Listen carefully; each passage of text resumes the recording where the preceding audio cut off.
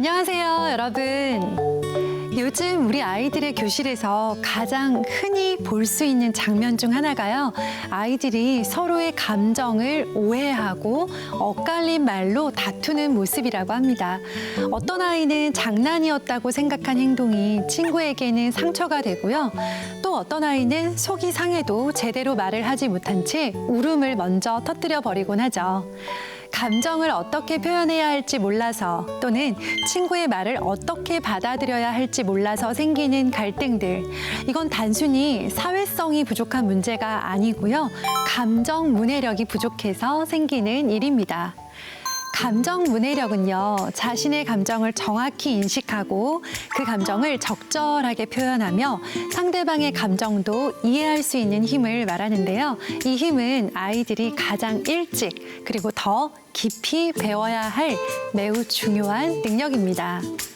이 감정 문해력이 부족하면요, 친구와의 관계뿐 아니라 선생님과의 관계, 나아가 학습 자체에도 부정적인 영향을 줄 수가 있어요.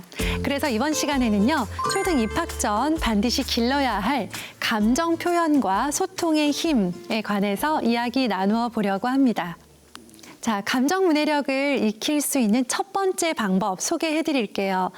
나의 감정을 말로 표현하려면 감정 어휘부터 익혀야 합니다. 우리가 기분이 나쁠 때 단순히 기분 나빠, 짜증나, 화나 라고 단순하게 표현하는 방법이 있고요. 또한 기분이 좋을 때 좋아, 최고야 라고 표현하는 그런 방법이 있습니다. 다른 상황 속에서 같은 어휘를 사용해서 반복해서 말하다 보면 정작 본인의 감정을 정확하게 전달하기는 어렵습니다. 예를 들어 볼게요. 우리 아이들이 곤란한 상황에 처했을 때, 좋지 않은 감정을 만났을 때 가장 흔하게 쓰는 단어죠.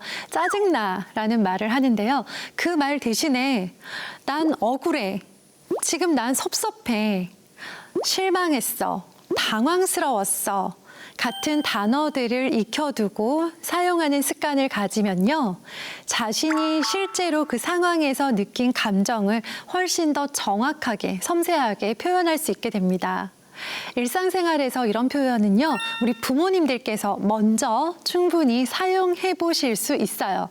예를 들면, 오늘 놀이터에서 친구랑 놀다가 헤어져야 돼서 그때 좀 아쉬웠지? 라는 표현을 통해서 집에 가기 싫어서 짜증나 라는 표현을 아쉬움이라고 하는 감정 어휘로 바꾸어 줄 수 있습니다. 이처럼 아이가 겪은 일에도 감정 어휘를 덧붙여 주시고요. 부모님의 실제 감정 역시 감정 어휘를 활용해서 표현하는 습관을 추천드리고 싶습니다. 감정을 표현하는 습관을 기르기 위해서 가장 쉬운 방법 중 하나 추천드릴게요. 하루 중에서 딱 한 가지 상황을 골라서 그때 어떤 기분이었어? 하고 그 아이의 기분에 대해서 이야기를 나누는 거죠. 아이가 아직은 그 표현을 어려워할 수 있다는 거 기억해 주세요. 그럴 때는 여러 가지 감정을 추측할 수 있는 그림 카드나 이모티콘 등을 활용해서 그 감정을 이런 식으로도 표현할 수 있다라는 걸 알게 해주시고 그 그림으로 내 감정을 먼저 표현해 보게 만드는 겁니다. 이런 식의 짧은 대화만으로도요, 아이는 점차 자신의 감정을 구체적으로 표현하는 데 익숙해지고요, 부모님과 소통하는 것도 깊어질 수 있습니다. 중요한 건 매일 조금씩 자연스러운 분위기에서 또 편안하고 허용적인 분위기에서 본인의 감정을 표현하는 기회를 만들어 주시는 겁니다. 자, 두 번째. 감정 표현만큼 중요한 것 알려드릴까요? 바로 듣는 힘을 기르는 것입니다. 요즘 초등학교 교실의 모습 중에 가장 눈에 띄는 모습이 바로 경청이 사라지고 있다는 겁니다. 이것에 관한 우려의 목소리가 많은데요. 아이들이 친구의 발표나 선생님의 설명을 끝까지 듣지 못하고 중간에 말을 자르거나 그것에 덧붙여 자기 얘기를 하려는 모습이 정말 자주 관찰되고 있습니다. 그러다 보니까 수업 시간에 집중력도 흐려지고 친구의 생각을 듣기보다는 자기의 의견에 빠져 그것만 고집하는 일들이 늘어나고 있어요. 이것은 단순히 그 아이가 예의가 부족하다라는 정도의 문제가 아니라 평소에 듣는 듣는 경험 자체가 부족했기 때문에 일어난 일입니다.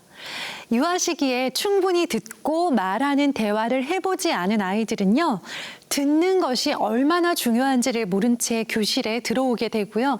그 결과로 서로의 말이 듣는 사람 없이 허공에서 엇갈리면서 그것 때문에 감정이 상하는 일들이 잦아집니다.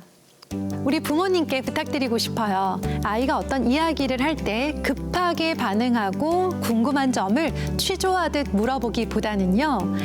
아, 그래서 속상했구나. 헉, 그럴 땐 기분이 별로였겠다처럼 아이가 꺼낸 이야기들을 편안하게 들어주시면서 적절한 반응을 하는 모습을 보여주셨으면 좋겠어요.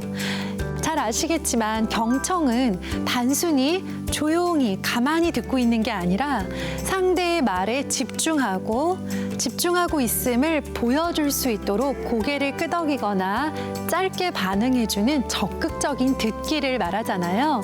그래서 부모님께서 아, 그렇구나. 그건 왜 그랬다고 생각해? 아, 그렇게 생각할 수도 있겠네. 같은 짧은 그런 질문들을 던져주면요. 이렇게 부모님과 서로 경청하는 분위기에서 대화를 나누어 본 아이들이 교실에서도 실제로 선생님의 설명을 더 집중해서 들을 수 있고요. 이해하려는 태도도 보입니다. 반대도 가능하겠죠. 부모님께서 말하실 때 흘려듣거나 부모님께서 말씀하고 계실 때 툭툭 끼어들었던 경험이 있었던 아이들은요. 그 경험이 고스란히 교실로 옮겨간다고 생각하시면 좋습니다. 또한 대화가 늘 일방적으로 흘러가는 환경에 익숙한 아이는요. 수업 중에도 듣는 데에 어려움을 겪을 수밖에 없어요. 잘 아시겠지만 누군가의 말을 끝까지 듣고 반응하는 습관은 하루아침에 생기는 게 아니잖아요. 그래서 학교에서 집중력과 경청력을 높이는, 결과적으로 수업에 적극적으로 참여하는 그런 아이를 만들어주기 위해서는요. 집에서의 듣는 대화라는 그런 훌륭한 습관이 필요하다라는 점 기억해 주세요. 자, 이제 세 번째입니다. 감정 문해력, 감정 표현, 그리고 말하고 듣고 경청하는 이 모든 능력들은요. 충분한 연습이 필요하다는 점을 기억해 주세요. 아이가 어렸을 때부터 가정 안에서 본인의 감정을 그냥 편안하게 말해도 괜찮은 분위기, 또 서로의 이야기를 평가나 질문 없이 끝까지 들어주는 대화를 경험하면요. 이 아이는 훗날 자라서도 그리고 교실에서도 자신의 감정을 적절하게 표현할 수 있는 힘을 가지게 됩니다. 또 이 아이는요, 그뿐만 아니라 누군가의 마음을 더 잘 알아챌 수도 있고요. 갈등이 생겨도 능히 해결할 수 있는 그 아이만의 특별한 언어를 갖게 되는 겁니다. 어릴 때부터 충분히 말하고 들었던 아이는 커서도 표현하는 데 두려움이 없고요. 세상과 건강하게 연결되는 어른으로 자라날 수 있습니다. 우리 부모님들께서 지금 아이들에게 해주고 계신 말 한마디 한마디가 아이의 내일을 달라지게 만들고 또 단단하게 만들어줍니다. 앞으로 이 아이가 걸어갈 모든 날이 아이와 부모님 모두에게 따뜻하게 빛나기를 진심으로 바라겠습니다.